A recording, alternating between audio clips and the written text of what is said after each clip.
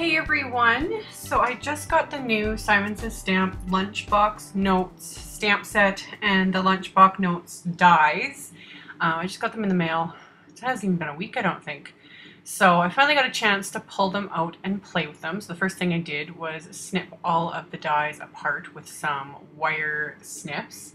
And then I went through my stash and decided I wanted to use Doodlebug cardstock for these little cards because I love the bright colors and a little bit of texture, and yeah. So I chose 6 different colors because I thought while I'm at it I might as well make multiples of these, you know, just get it all done in one sitting. So I kind of pre-planned everything. I cut down 6 pieces of cardstock to 3 inches by 6 inches.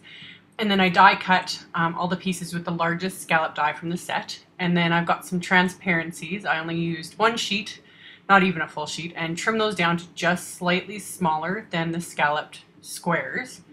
And same thing with some white cardstock. I just chose some smooth white cardstock and trimmed it slightly smaller than the scalloped squares as well. I don't have the Doodlebug ink. So I went through my stash, and the only colors I had that came kind of close to the Doodlebug colors was my Distress inks, which normally I wouldn't use for stamping. Like, they're fabulous, you know, for techniques and blending and sponging and all these things, but for actual solid image stamping, they're not the greatest because they're kind of blotchy. But for this, my kids aren't going to be all like, oh, this wasn't stamped evenly, you know, like they're just going to like the whole shaker element, which I'll show in a minute. So I just went with it because, yeah, these were the closest colors I had. If I had the Doodlebug colors, I think that would work even better because I think their inks are pigment inks, so you get a perfect coverage with those. But this worked. And then my idea was like this little scallop piece in my head the whole time. I'm like, it's the perfect frame, it's the perfect frame. And it's when I started applying the adhesive for the transparency that it started to hit me that this is solid and you're not going to see like the stamped piece or the transparency through it. So I deleted it out of the video while I was sitting there just looking at it and shaking my head at myself. But I realized there's that smaller square die in the set with the rounded corners. So I just ran them all through my die cut machine again, created a window, so there I had my frame. I don't know what I was thinking. I think because the die itself is a frame, you know, and it's empty in the middle. It was just a moment, but I fixed it. So I'm using some 1/8 inch red line tape that I get from Jody's store, and I love this stuff, and it's perfect for cards like this where you have kind of a narrow area and you want to do like a shaker card, because I like red line adhesive for like transparencies and that because it holds it.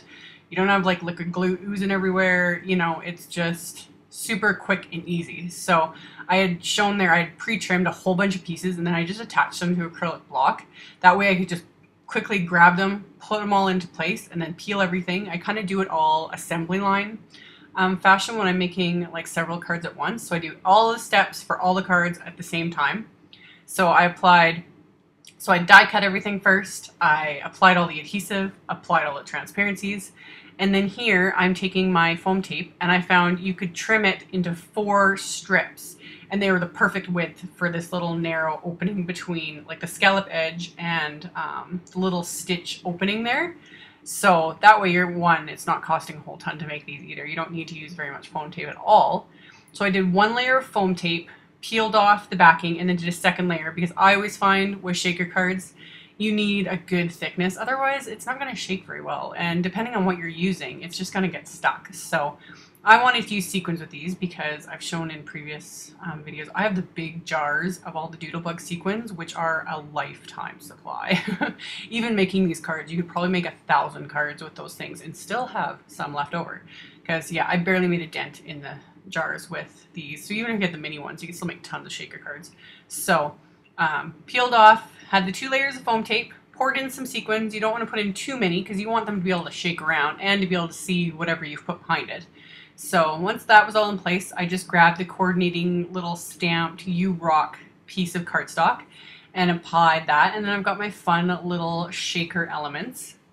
And yeah, I purposely had applied like the foam tape all on the outside edge there because I just like how you can still see through those little stitched openings as well. I don't know, it's just an extra little something for, they're fairly simple cards, but they're cute and fun.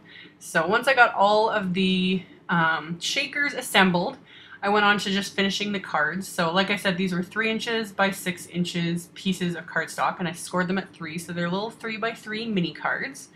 So scored them, flattened it with my little, well, it's not a bone folder, but my little scoring tool there. And once I was done with those, I'd also cut pieces of white cardstock that was about, I think they're about 2 3/4 inches square.